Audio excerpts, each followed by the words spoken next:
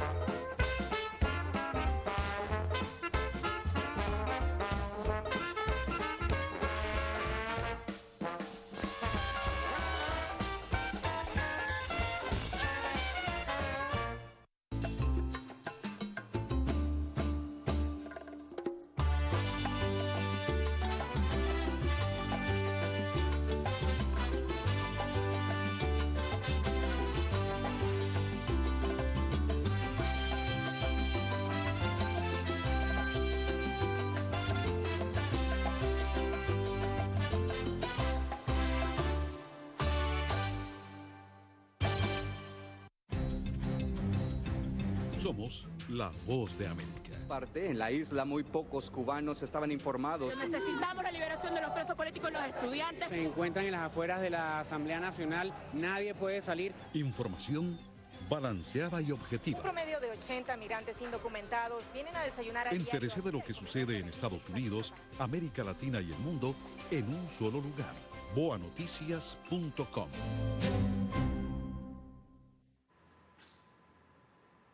Un informe revela que quienes trafican inmigrantes desde Centroamérica hacia Estados Unidos generan multimillonarias ganancias. El reporte busca crear una base sólida que ayude al gobierno estadounidense a combatir el fenómeno.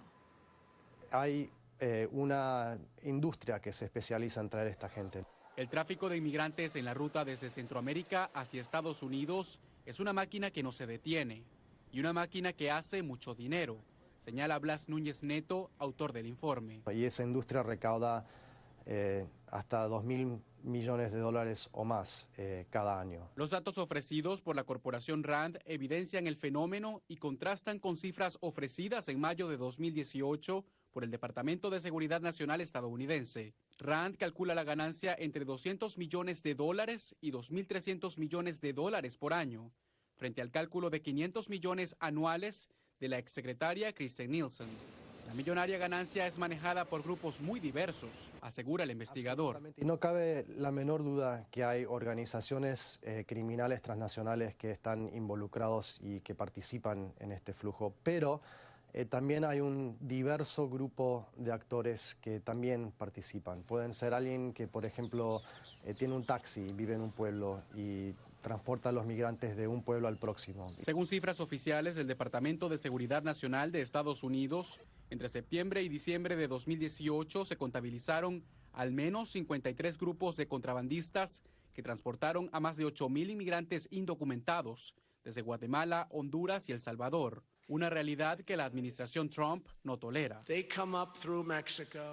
Transportar una persona adentro de México no es un crimen, ¿no? Así que esa persona, aunque está facilitando el flujo de migrantes, probablemente no se consideraría un criminal.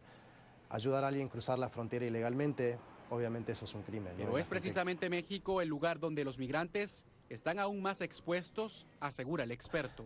Los carteles de droga mexicanos más o menos controlan la mayoría del terreno al lado mexicano, así que ese último paso para que crucen los migrantes tienen que pagar. Obviamente si no pueden pagar, ahí corren un riesgo bastante grande. En el estudio nos acompaña Jorge Agobián con más información. Jorge, tuviste ocasión de entrevistar a uno de los autores del reporte. ¿A qué conclusión llega el informe?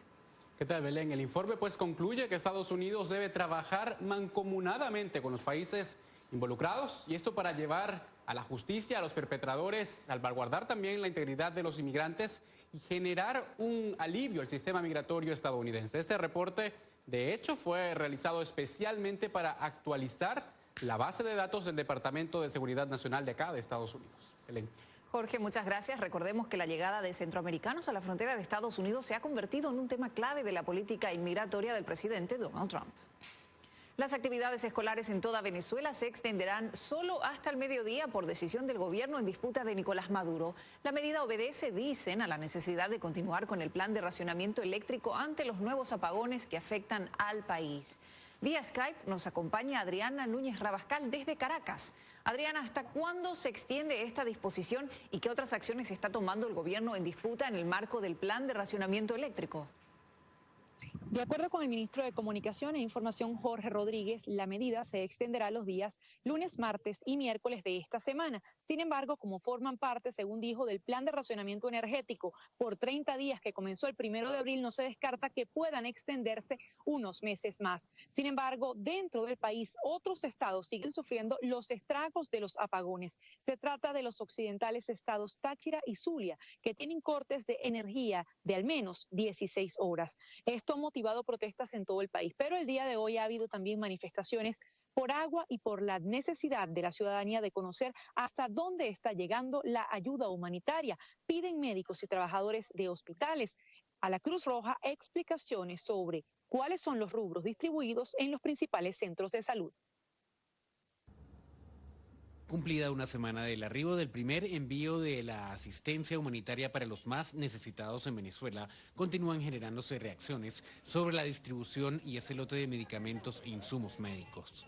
En ese sentido, un grupo de ciudadanos acudió hasta la sede de la Cruz Roja en Caracas para exigir una contraloría y un calendario de distribución de esa ayuda humanitaria para Venezuela. ¿Dónde son los consultorios, los hospitales, los centros médicos privados, donde se va a prestar esa colaboración para que las personas reciban las medicinas? ¿Por qué no están involucrados los médicos, las enfermeras, los bioanalistas? No hemos visto hasta el momento esa ayuda que haya llegado a ningún centro hospitalario. Por lo tanto, nosotros como trabajadores y como dirigentes sindicales solicitamos contraloría a nivel institucional, donde nosotros los trabajadores participemos cada día viendo dónde llegan esos medicamentos, haciéndole un seguimiento. Entre tanto, el médico de la Cruz Roja, Carlos Ruiz, portavoz oficial de la institución, en respuesta a los reclamos, explicó cómo será distribuida esa asistencia en todo el territorio venezolano. Estamos yendo directamente a las comunidades y en las comunidades vamos a pasar consultas, van a ser sabatinas organizadas completamente y allí en esa consulta vamos a ver las necesidades. Quiero resaltar que en esta primera oportunidad lo que llegó es la parte ahorita de emergencia para algunos hospitales, la parte quirúrgica. Aquí no están todos los medicamentos. El funcionario agregó que en los próximos días va a seguir llegando material y mientras arriben al país, inclusive medicamentos de alto costo, estarán informando sobre su distribución. Álvaro Algarra, Voz de América, Caracas.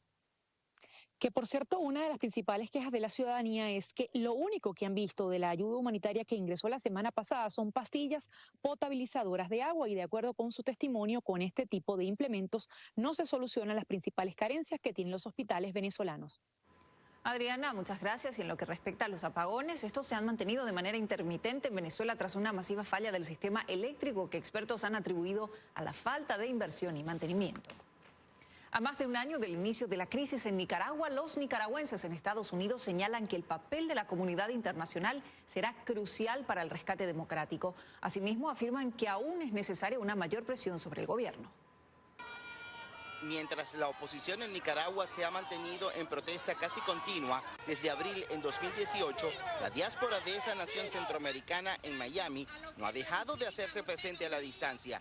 Con marchas, concentraciones y hasta huelgas de hambre, diversas organizaciones se han unido para exigir la reivindicación de los derechos humanos. A 365 días de esta lucha tenemos más de 5.000 heridos, 300 desaparecidos, más de 800 presos políticos y 120 personas con daños físicos permanentes.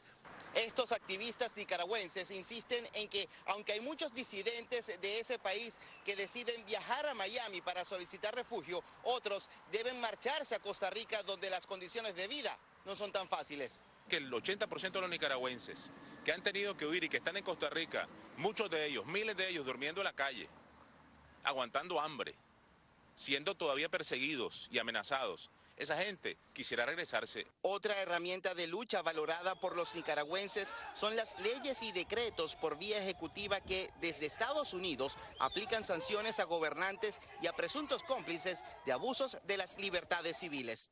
Son las sanciones que se le han dado al matrimonio Ortega Murillo en lo que es el Nica Act. Esta ley lo que hizo fue, o lo que está haciendo es que está lista para ser implementada y de esa manera vienen sanciones económicas al país.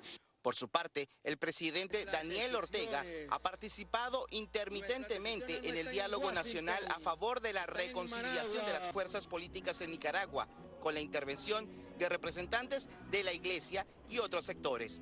José Pernalete, Voz de América, Miami. Después de la pausa, secuelas de un mortal atentado y el impacto de los viajes espaciales en el organismo.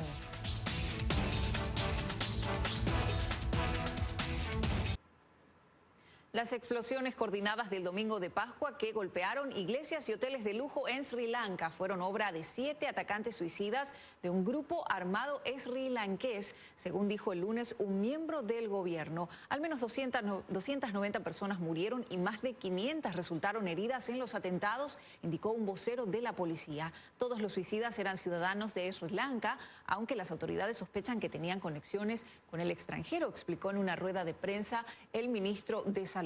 Estados Unidos dijo que varios estadounidenses están entre los muertos, asimismo como Gran Bretaña, India, China, Japón y Portugal dijeron tener ciudadanos entre las víctimas.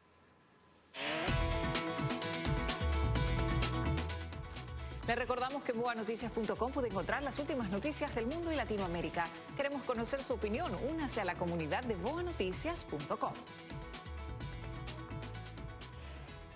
El análisis del comportamiento genético de un par de gemelos astronautas ha sido uno de los puntos de estudio de la NASA. El objetivo es analizar el impacto en la salud de un vuelo al espacio, paso esencial para un posible viaje a Marte. Mientras Scott Kelly viajó al espacio el 28 de marzo de 2015 por un periodo de 340 días, su hermano gemelo Mark permaneció en tierra. Sus cuerpos fueron permanentemente estudiados para ver los cambios que el espacio genera. Una transformación natural, explica Susan Bailey, profesora de la Universidad del Estado de Colorado e investigadora del caso, en conversación con La Voz de América. Una gran cantidad de genes se activan y se desactivan como fuegos artificiales, es como ellos lo describen. Pero de nuevo, no es inusual cuando el cuerpo humano está expuesto a algo nuevo, estresante y extremo como eso. Bailey planea estudiar a 10 astronautas más utilizando los hallazgos de los gemelos como mapa de ruta. De alguna manera, ya sabes, casi a mitad de camino, mucho de lo que vas a hacer es muy similar a lo que ya hemos hecho. Muestras de sangre, orina, materia fecal de Scott y Mark, al igual que pruebas cognitivas, físicas y ecografías, fueron necesarias por meses para que los investigadores pudieran obtener resultados significativos en la etapa de planeación de un viaje a Marte. Mi nivel de dolor muscular y fatiga es mucho mayor que la última vez. La readaptación del cuerpo de Scott, tras regresar del espacio, llevó al menos 6 meses. También tengo un problema con mi piel porque no he tocado nada durante mucho tiempo. Como cualquier contacto significativo, es muy sensible. Es casi una sensación de quemadura. Aunque los resultados obtenidos fueron útiles, no son suficientes para la NASA, pues Scott estuvo poco menos de un año y el viaje a Marte duraría aproximadamente 3, por lo que se planean más misiones de la misma extensión para la recolección de muestras. Laura Sepúlveda, Voz de América, Nueva York. En instantes, tendencia alimentaria que cobra fuerza mundial y tecnología para predecir y actuar ante inundaciones.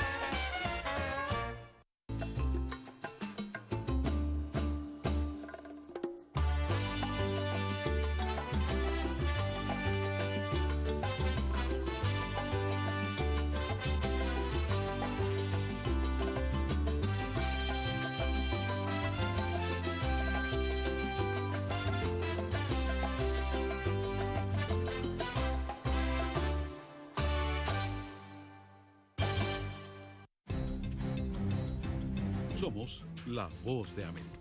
En la isla muy pocos cubanos estaban informados. Necesitamos la liberación de los presos políticos y los estudiantes. Se encuentran en las afueras de la Asamblea Nacional, nadie puede salir. Información balanceada y objetiva. Un promedio de 80 migrantes indocumentados vienen a desayunar a diario. Entérese de lo que sucede en Estados Unidos, América Latina y el mundo en un solo lugar.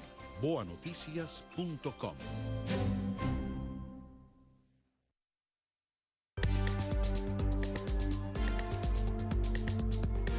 Con el 73% de los votos, Volodymyr Zelensky se convirtió en el presidente de Ucrania. El comediante de 41 años y sin ninguna experiencia política arrebató la primera magistratura al veterano Pedro Poroshenko, quien no tardó en reconocer su derrota. 2019 fue aclamado como el año del veganismo para los expertos. Ahora una academia en Londres busca no solo llevar el concepto de la comida vegana hasta la mesa, sino también enseñar la versatilidad de la preparación de los alimentos.